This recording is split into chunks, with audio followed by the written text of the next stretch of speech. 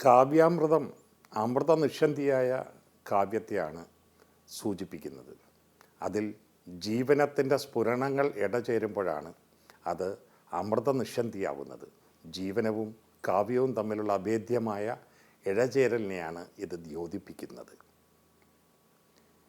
ചില നിമിഷങ്ങളുണ്ട് അണ്ഡകടാഹങ്ങളുടെ സൃഷ്ടാവും പരമകാരുണികനുമായ ജഗന്നിയന്താവും തൻ്റെ സൃഷ്ടിയായ മനുഷ്യനും തമ്മിൽ അവർ മാത്രമാകുന്ന ചില സന്ധികൾ.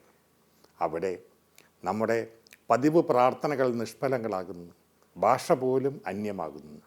വാത്സല്യം കിനിയുന്ന തൻ്റെ മിഴികൾ കൊണ്ട് സൃഷ്ടാവായ ദൈവം മനുഷ്യനായ നമ്മളോട് ചോദ്യങ്ങൾ നിശബ്ദമായി ചോദിക്കുന്നു. ഉത്തരം നൽകുവാൻ നമുക്ക് ഭാഷയില്ല. നമുക്കാകെ പറയുവാൻ കഴിയുക നമ്മുടെ തേങ്ങലുകളിലൂടെ, വിതുമ്പലുകളിലൂടെ, ഗൽഗതത്തിൻ്റെ ശ്രുതിയിൽ നമ്മുടെ ജീവിതം എന്ന ഉത്തരം മാത്രമാണ്. അങ്ങനെ ഈശ്വരനും മനുഷ്യനും തമ്മിൽ ഒറ്റയ്ക്കാകുമ്പോൾ ഈശ്വരൻ്റെ മുമ്പിൽ നാം ഏറ്റുപറയുന്ന നമ്മുടെ ജീവിത സാക്ഷ്യങ്ങളുടെ പരമമായ പൊരുളിനെ പിന്നീട് ഓർത്തെടുത്ത് ആ സായുജ്യത്തിൻ്റെ നിർവൃതിദായകമായ സുഹൃതത്തെ അക്ഷരവടിവിൽ പകർത്തുമ്പോൾ അതിന് പൂർവസൂരികൾ കാവ്യമെന്ന് പേരിട്ട് വിളിച്ചു. ആത്മാവിൻ്റെ സ്പന്ദനമാണ് കാവ്യത്തിലെ അക്ഷരവടിവുകൾ. ആത്മാവിൻ്റെ സംഗീതമാണ്, ആത്മാവിൻ്റെ വിലാപമാണ്, ആത്മാവിൻ്റെ പൊട്ടിച്ചിരിയാണ്, ആത്മാവിൻ്റെ ആശങ്കകളും വ്യതകളും വിഹുലതകളുമാണ് കവിതയെന്ന് എന്നേ ഗുരുക്കന്മാർ പറഞ്ഞു വച്ചിരിക്കുന്നു.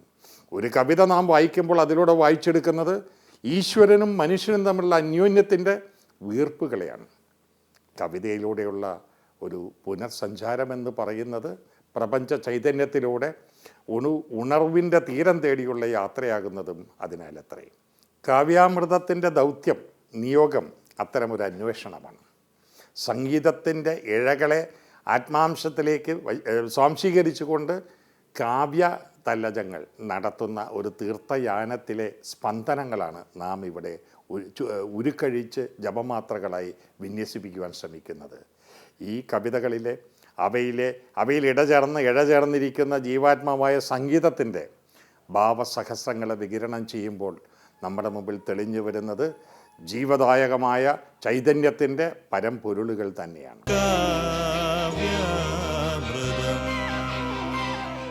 ക്രൂശിതമാകുന്ന ആധുനിക യുഗത്തിൻ്റെ ദീനവിലാപമെന്നാണ് ആരാധ്യനായ MK സാനു മാസ്റ്റർ ജോർജ് തോമസിൻ്റെ യുഗങ്ങളുടെ വേദന എന്ന കാവ്യത്തെ വിശേഷിപ്പിച്ചിട്ടുള്ളത്. യുഗങ്ങൾ എന്ന് പറയുമ്പോൾ അതിൽ ഒരു ബഹുവചനമുണ്ട്. കഴിഞ്ഞ യുഗങ്ങളും നാം ഇന്ന് അനുവർത്തിക്കുന്ന, നാം ഇന്ന് സഞ്ചരിച്ചു കൊണ്ടിരിക്കുന്ന, അനുഭവിച്ചു കൊണ്ടിരിക്കുന്ന, താണ്ടിക്കൊണ്ടിരിക്കുന്ന യുഗവും വരാനിരിക്കുന്ന യുഗങ്ങളും ചേർത്ത് ആ സമസ്ത യുഗങ്ങളും ഒരു ക്രൂശിത രൂപത്തിൽ നിവേശിപ്പിച്ചുകൊണ്ട് യുഗങ്ങളുടെ വേദന അക്ഷരവടിവിലേക്ക് പകർത്തിയെഴുതുന്ന സാക്ഷിയാവുകയാണ് ഇവിടെ കവി. അവിടെ നാം പണ്ട് പാടി പഴകി ശീലിച്ചു പോന്ന ചില പ്രാർത്ഥനാഗാനങ്ങൾ നമ്മുടെ മനസ്സിലേക്ക് ഓടി വരുന്നു. എന്തതിശയമേ ദൈവത്തിൻ സ്നേഹം എത്ര മനോഹരമേ. വ്യത്യസ്തങ്ങളായ രൂപകങ്ങളെ ഉപയോഗിച്ചുകൊണ്ടാണെങ്കിൽ കൂടിയും കവി പറഞ്ഞ് നമുക്ക് പകുത്തു തരുന്നത് അത്തരത്തിലുള്ള അതിശയങ്ങളെക്കുറിച്ചും ആ അതിശയങ്ങളുടെ പുറകിലെ ധ്യാന തുടർച്ചയിൽ കണ്ടെത്തുന്ന യാഥാർത്ഥ്യങ്ങൾ തൻ്റെ മനസ്സിലേൽപ്പിക്കുന്ന ഒരിക്കലും ഉണങ്ങാത്ത മുറിവുകളെക്കുറിച്ചുമാണ്. ചുറ്റുപാടും കാണുമ്പോൾ വിസ്മയത്തോടെ പ്രപഞ്ച സൃഷ്ടാവിൻ്റെ ഈ അത്ഭുതങ്ങളെ നോക്കിക്കണ്ടിരുന്ന മനസ്സ് യാഥാർത്ഥ്യത്തിൻ്റെ പരിപരുത്ത പരുഷഭൂമിയിലേക്ക് കാലൂന്നാൻ തുടങ്ങുമ്പോൾ മുറിവുകൾ ഏറ്റുവാങ്ങുന്നു. ആ മുറിവുകൾ മറ്റൊരു ഭാഷയിൽ പറഞ്ഞാൽ അപരൻ്റെ മുഖം ശ്രദ്ധിക്കുന്നവന് ജന്മവരമായി ലഭിക്കുന്നതാണ്. അപരൻ്റെ മുഖം വേദമായി വായിച്ച് അവൻ്റെ വിഹുലതകളിൽ സ്വയം നൊന്ത് ആ നൊമ്പരപ്പാടിനെ അക്ഷരത്തീർപ്പുകളിൽ നിവേശിക്കുമ്പോഴാണ് ഉത്തമ കവിത പിറക്കുന്നതെങ്കിൽ ജോർജ് തോമസിൻ്റെ കാവ്യ പരിശ്രമം ആ ലക്ഷ്യത്തിലേക്കുള്ള ഒരു ചുവടാണ്. ശിവരഞ്ജിനി രാഗത്തിൻ്റെ അഴക് ചേർത്താണ് KL ആൻ്റണി ഈ കാവ്യ തല്ലജത്തിന് ഈണം പകർന്നിട്ടുള്ളത്. ആലപിച്ചിരിക്കുന്നത് അനുനന്ദ.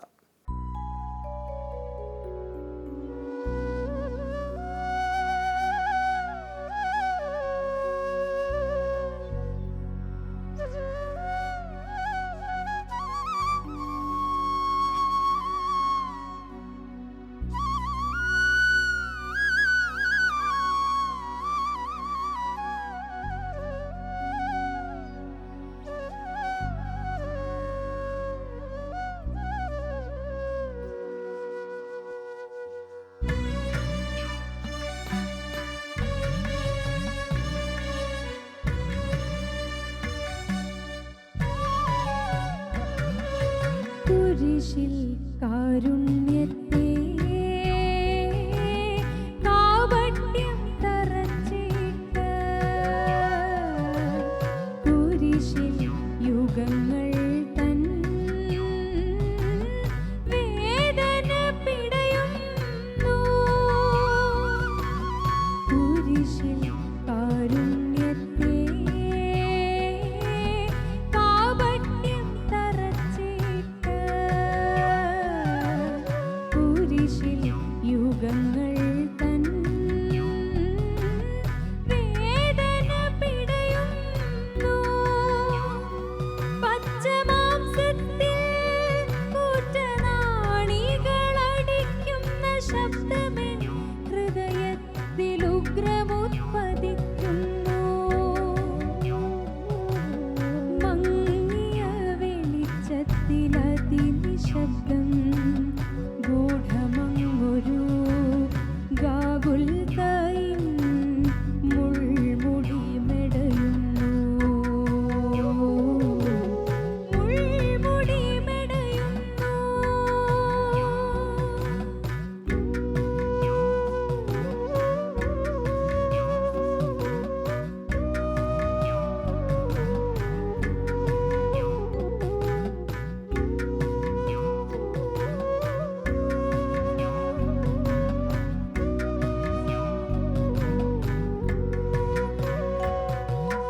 എന്തൊരു ദാഹം കൈപ്പുനീർ നിറച്ചിരിക്കുന്നു മുന്തിരി പകരേണ്ട ചഷകങ്ങളിലെല്ലാം എന്തു ഭീകരഭാവം ദംഷ്ട്രയും നഖങ്ങളും എന്തു ഭീകരഭാവം ദംഷ്ട്രയും നഖങ്ങളും നൊന്തു നീറുമെൻ പിഞ്ചു നെഞ്ചകം നടുക്കുന്നു രണ്ടു തസ്കരന്മാർ തൻ നടുവിൽ രക്തം വാർന്ന വിണ്ടല വിശുദ്ധി തൻ നേത്രങ്ങൾ നിറയുന്നു നേത്രങ്ങൾ നിറയുന്നു കുരിശിൽ കാരുണ്യത്തെ കാപട്യം തറച്ചിട്ട് കുരിശിൽ യുഗങ്ങൾ തൻ വേദന പിടയുന്നു വേദന പിടയുന്നു വേദന പിടയുന്നു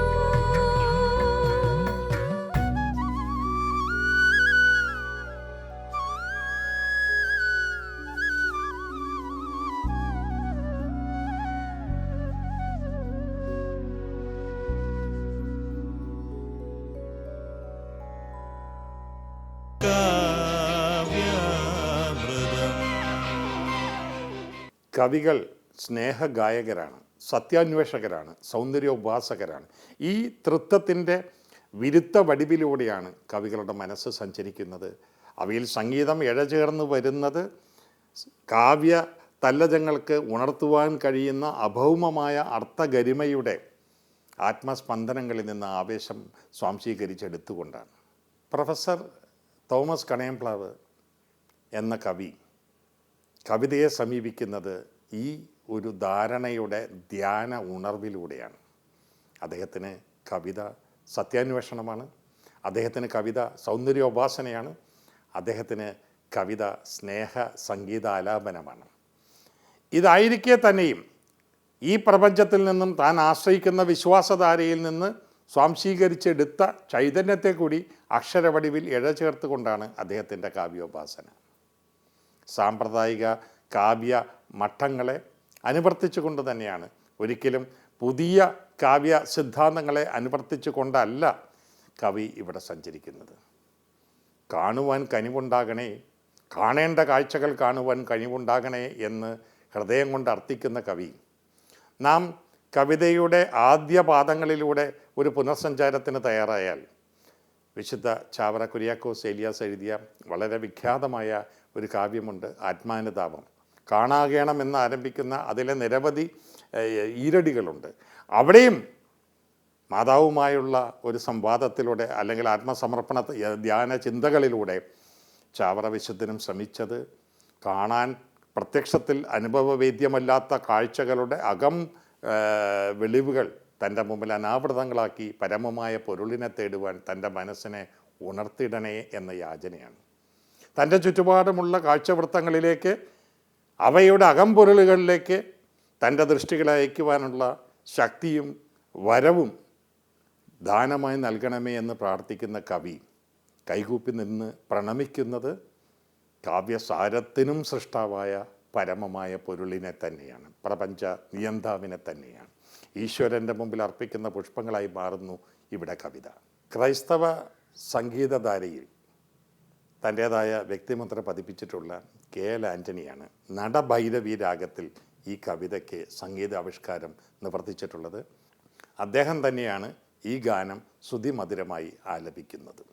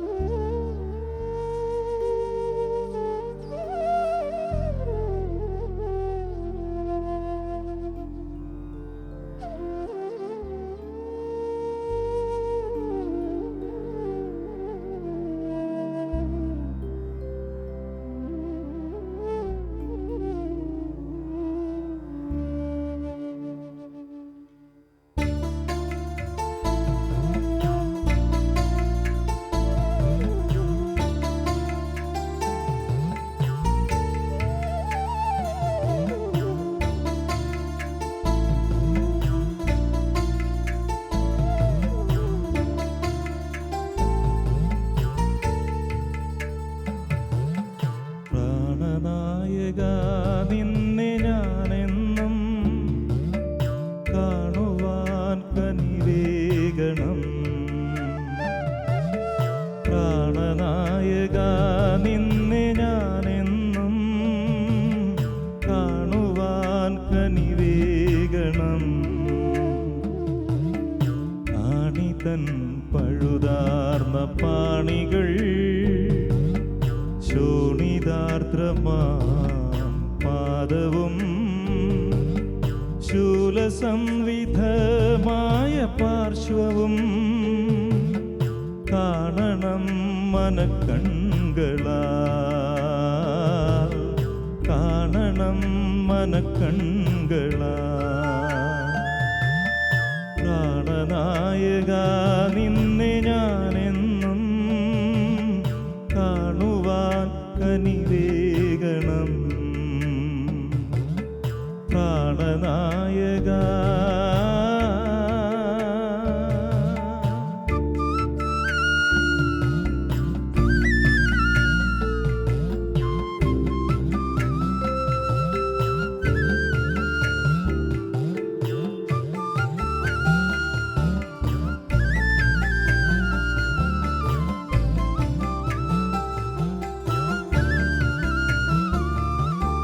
കണ്ടകത്തിൻ മുടിയണിഞ്ഞ നിൻ കണ്ടലർ മുഖം കാണണം. പ്രേമദീപ്തി വഴിഞ്ഞിടുന്ന നിൻ പൂമിഴികളും കാണണം. കണ്ടകത്തിൻ മുടിയണിഞ്ഞ നിൻ കണ്ടലർ മുഖം കാണണം. പ്രേമദീപ്തി വഴിഞ്ഞിടുന്ന നിൻ തൂമിഴികളും കാണണം. മാധുര്യം വഴിയുന്ന നിൻ തിരു വായ്മൊഴികൾ ശ്രവിക്കണം. മാധുര്യം വഴിയുന്ന നിൻ തിരു വായ്മൊഴികൾ ശ്രവിക്കണം. വായ്മൊഴികൾ ശ്രവിക്കണം. പ്രാണനായക നിന്നെ ഞാനെന്നും കാണുവാൻ കനിവേകണം.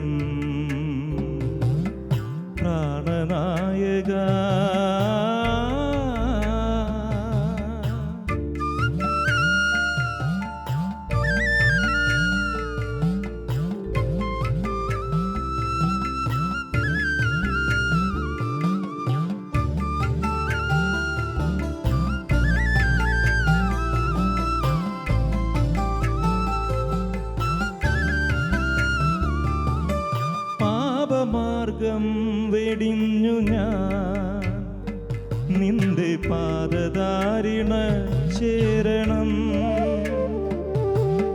മാമകാത്മാവിൻ സ്പന്ദനങ്ങൾ നിൻ പ്രേമഗീതികളാകണം. പാപമാർഗം വെടിഞ്ഞു ഞാൻ നിന്റെ പാദധാരിണ ചേരണം. മാമകാത്മാവിൻ സ്പന്ദനങ്ങൾ നിൻ പ്രേമഗീതികളാകണം. ജീവജീവനെ എൻ്റെ ഉള്ളിൽ നീ ജീവനാഥനായി വാഴണം. ജീവജീവനെ എൻ്റെ ഉള്ളിൽ നീ ജീവനാഥനായി വാഴണം. ജീവനാഥനായി വാഴണം. പ്രാണനായക നിന്നെ ഞാനെന്നും കാണുവാൻ കനിവേകണം.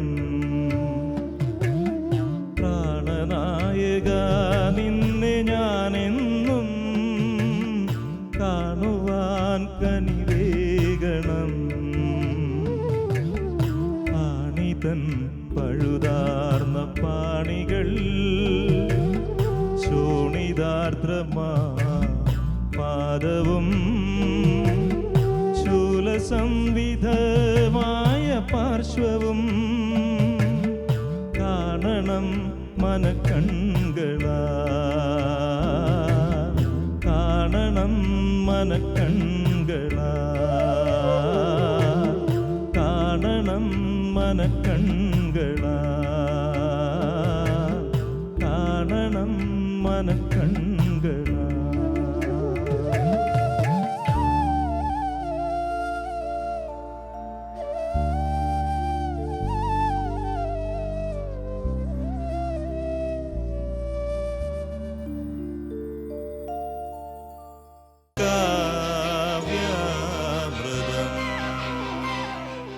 നിന്റെ ഉള്ളിൽ എൻ്റെ നേർക്ക് സ്നേഹവർഷമായി ചൊരിയുന്ന രാഗവായ്പിനെ വർണ്ണിക്കുവാൻ എനിക്ക് വാക്കുകളില്ല എന്ന് പാടുന്ന കവി നമ്മുടെ മനസ്സിൽ മറ്റൊരു ഓർമ്മയെ ക്ഷണിച്ചു വരുത്തുന്നുണ്ട്. നൊബേൽ ജേതാവായ ഭാരതത്തിൻ്റെ മഹാകവി രവീന്ദ്രനാഥ ടാഗോറിൻ്റെ വിഖ്യാതമായ ഗീതാഞ്ജലിയിൽ നിന്നുള്ള വരികൾ. എത്ര മനോഹരമാണ് അവിടുത്തെ ഗാനാലാപന ശൈലി. എൻ്റെ വിനയം എന്ന് പറയുന്നത് ഞാൻ എത്രത്തോളം ചെറുതാണ് അങ്ങയുടെ ഈ മഹാകൃപാസാഗരത്തിൻ്റെ മുമ്പിൽ എന്ന് ഏറ്റുപറയുന്ന സൃഷ്ടി. അവിടുത്തെ സൃഷ്ടി, അവിടുത്തെ സാന്നിധ്യം, അവിടുത്തെ നാമം, അവിടുത്തെ ചൈതന്യം അത് വാക്കുകൾ കൊണ്ട് വർണ്ണിക്കാനാവാത്ത വിധം അഭൗമമായ അനന്തമായ വ്യാപ്തി പ്രാപ്തി സാധ്യതകളുള്ളതാണെന്ന് കൂടി സാക്ഷ്യപ്പെടുത്തുകയാണ്. സൗന്ദര്യോപാസകനായ കവി ചുറ്റുപാടും കാണുന്ന അഴകായ അഴകിലെല്ലാം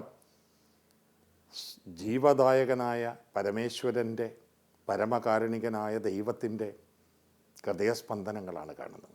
അഴകായ അഴകത്രയും അവിടുത്തെ കനിവ്, അവിടുത്തെ കിനാവ്.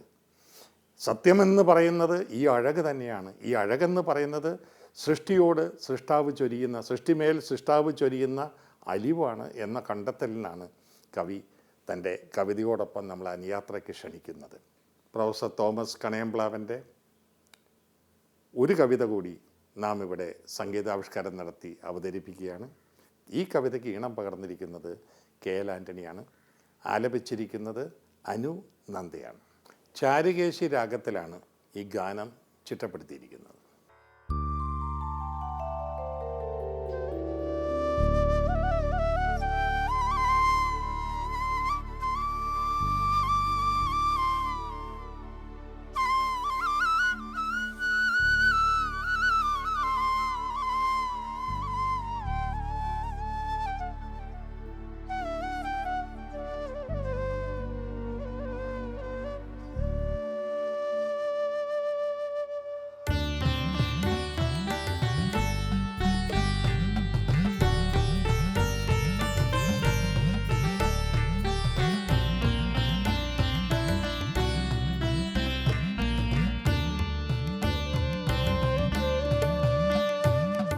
അഴകിൻ ചെറുഗോളം പോൽ മഴവിൽ തെല്ലുപോലെയും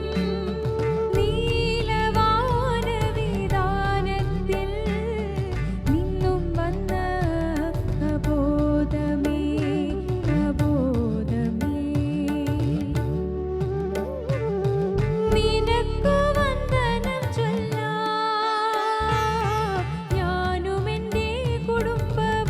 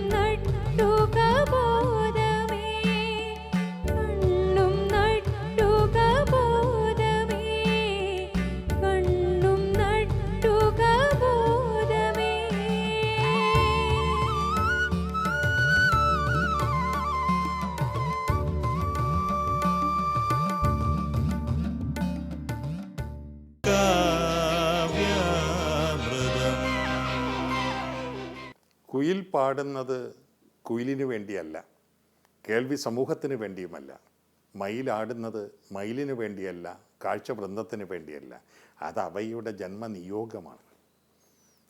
ആദരണീയനായ ദേവഗായകൻ ഞരളത്ത് രാമപൊതുവാൾ ഈ സോപാന സംഗീതത്തിൻ്റെ കേരളം കണ്ട ഏറ്റവും വലിയ ഉപാസകനാണ്. അദ്ദേഹത്തോട് ഒരിക്കൽ ചോദിച്ചു, അങ്ങ് പാടുമ്പോൾ മുമ്പിലൊരു വിദ്വൽ സദസ്സ് ഉണ്ടാകുന്നതാണോ അതല്ല വലിയ പുരുഷാരമുണ്ടാകുന്നതാണോ, ഏതാണ് അങ്ങയെ ആഹ്ലാദിപ്പിക്കുന്നതെന്ന്. ഒറ്റ വാക്കിൽ ആ മറു ചോദ്യമായിട്ടാണ് അദ്ദേഹത്തിൻ്റെ ഉത്തരം ആ നാവിൽ നിന്ന് ഉതിർന്നത്. സദസ്സോ എവിടെ? ഞാൻ കൊട്ടിപ്പാടുമ്പോൾ എൻ്റെ മുമ്പിൽ അവിടുന്ന് എന്നെയും പ്രപഞ്ചത്തെയും സൃഷ്ടിച്ച പരമേശ്വരൻ, പരമകാരുണികനായ ദൈവം, ഞാനും ദൈവവും മാത്രമുള്ള എൻ്റെ ഹൃദയ സമർപ്പണത്തിൻ്റെ മന്ത്ര ഉച്ചാരണമാണ് എന്നെ സംബന്ധിച്ചിടത്തോളം സംഗീതം. എല്ലാ സംഗീതകാരന്മാരും എല്ലാ കവികളും സംവദിക്കുന്നത് പ്രപഞ്ചത്തിൻ്റെ സൃഷ്ടാവായ ദൈവത്തോടാണ്. ആ സംവാദത്തിൻ്റെ അലരുകളാണ് സംഗീതമായി നമ്മുടെ ആത്മാവിൽ ചൈതന്യമായി വർഷിച്ച് പ്രസരിക്കുന്നത്.